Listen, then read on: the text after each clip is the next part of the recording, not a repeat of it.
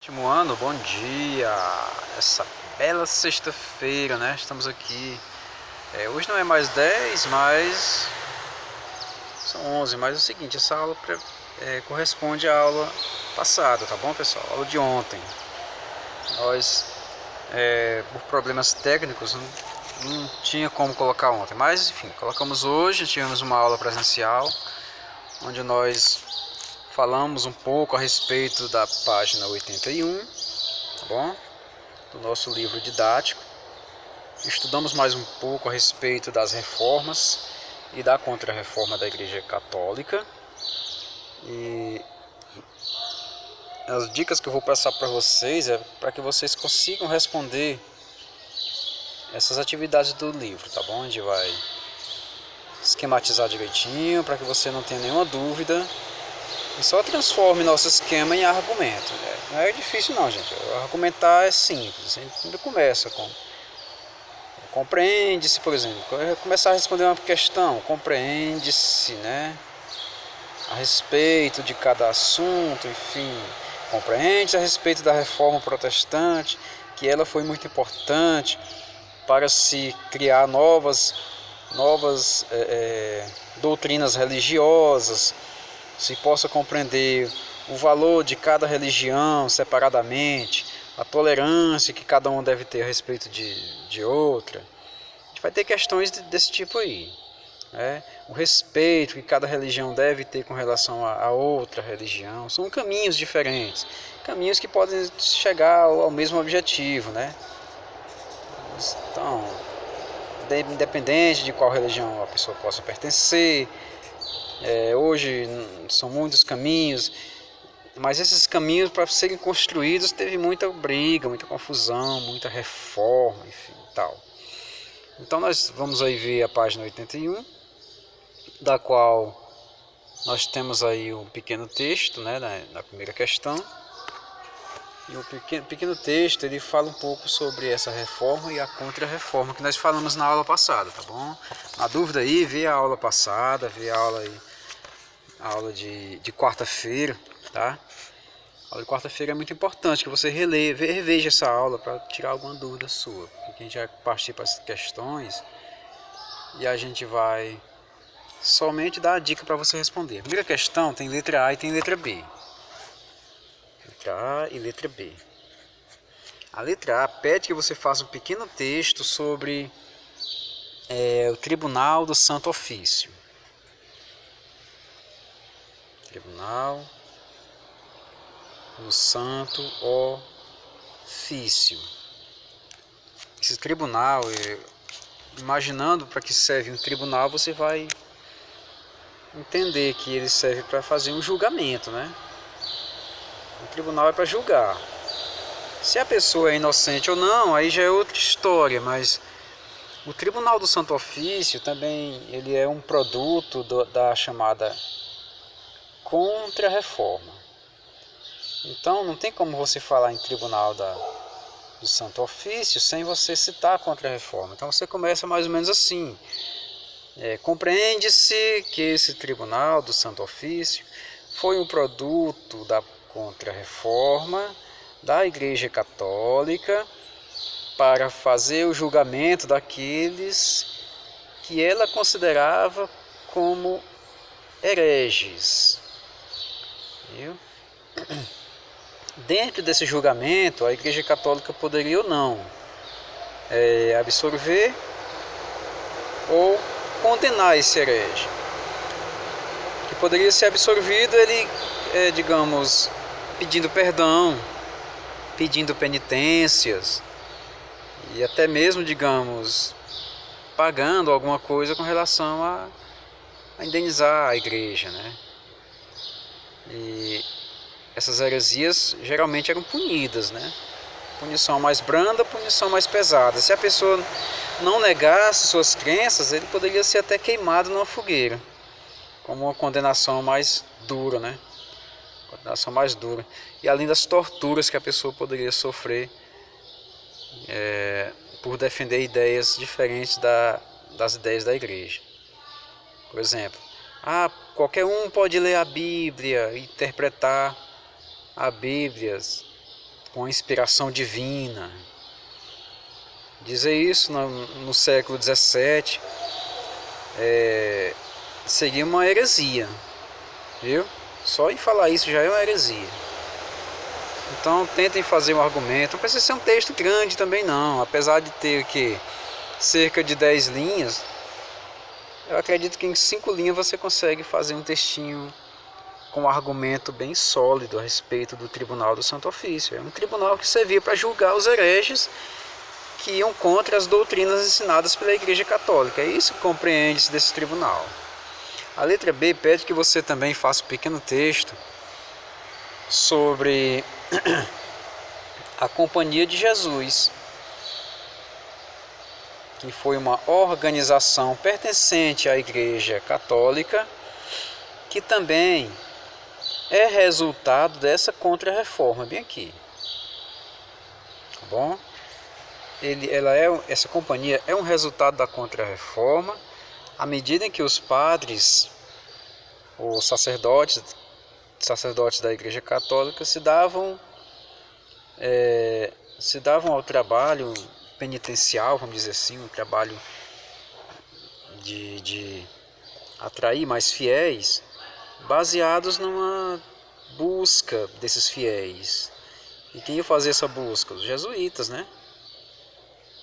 Então, a Companhia de Jesus é onde trabalhavam os jesuítas, que faziam essa intermediação entre a fé católica e a Igreja Católica e o cristão, o novo cristão, né?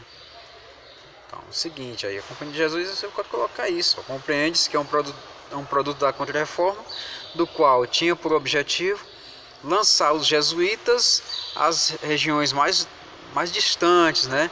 Para que pudessem pegar cada vez mais fiéis à Igreja Católica. Tá bom? São 2 produtos da Contra-Reforma.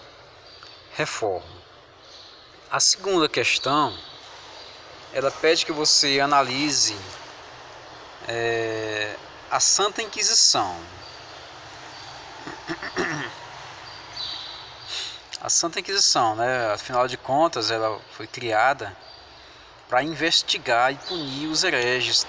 É como se fosse uma espécie de agente secreto da Igreja, essa Santa Inquisição, né? Assim como o Tribunal do Santo Ofício, a Santa Inquisição, ela sendo assim o equivalente, a mesma coisa. A mesma coisa de Tribunal do Santo Ofício é a mesma coisa de Inquisição, tá bom? Só que está perguntando na segunda questão o seguinte: quem eram esses julgados? Quem eram esses hereges que a igreja tanto detestava, tanto tinha raiva? Enfim, então está só pedindo para você julgar, vamos dizer assim, para você descrever quem eram esses hereges. Poderiam ser pessoas comuns, você pode começar assim, poderiam ser pessoas comuns, pessoas em desacordo com a igreja, poderiam ser monges ou padres da própria igreja. O Lutero, por exemplo, ele pertencia à Igreja Católica, ele era um sacerdote. Só que ele foi contra os ensinamentos dessa igreja, né? Ele não deu um like, não, ele deu um like negativo aí para essa igreja. O que aconteceu com ele? Foi excomungado, né? Foi expulso da igreja e acabou respirando novos ares, novas religiosidades, enfim. Então os hereges poderiam ser pessoas comuns, pessoas da própria igreja, né? Pessoas acusadas de bruxaria, pessoas não tinham chance de se defender da acusação. Acusações absurdas, enfim. Mas não tinham chance de se defender. Eles poderiam até negar. E negando, eles poderiam ter uma pena mais branda, como nós já citamos aí agora há pouco. Mas mesmo assim, negando, eles ainda iam punidos ainda. Era complicado demais alguém ser pego, preso aí pela igreja e ser torturado, enfim, né? Muitas vezes até eram condenados à fogueira, com a alegação de Ah, rapaz, queimando você vai direto para o paraíso. Seus pecados estão todos perdoados. Menino do céu. Queimado na fogueira não era para qualquer... Não, menino. Essa é uma heresia muito forte, né? Então, essa parte aí também é tranquila. Você não tenha medo de escrever não, tá? Só quero que você comece com letra maiúscula. A nossa disciplina é uma disciplina argumentativa de natureza. A história é argumentativa. E futuramente vocês vão ver que, ainda bem que eu tinha essas questões argumentativas, porque me ajudou muito. Me ajudou muito a aprender a fazer redação, a aprender a responder questões discursivas, a aprender a apresentar meus trabalhos, enfim. Argumento é muito bom para todos nós, né? A terceira questão, ela pede que você explique por que John Wycliffe e John Rawls foram considerados os precursores do movimento reformista. Os Johns, dois Johns aqui, o John Rawls e o John Wycliffe, né? Bom, é o seguinte, eles foram precursores porque foram os primeiros, né, a criticar a atuação da Igreja Católica na venda de perdão, na venda de indulgências, no abuso de poder, a corrupção, tudo que tinha dentro da Igreja Católica. O pessoal que começou digamos assim, denunciar, né? E essa denúncia custou muito caro para eles. Inclusive, eles sendo professores de universidade, essas universidades eram financiadas pela própria Igreja Católica, né?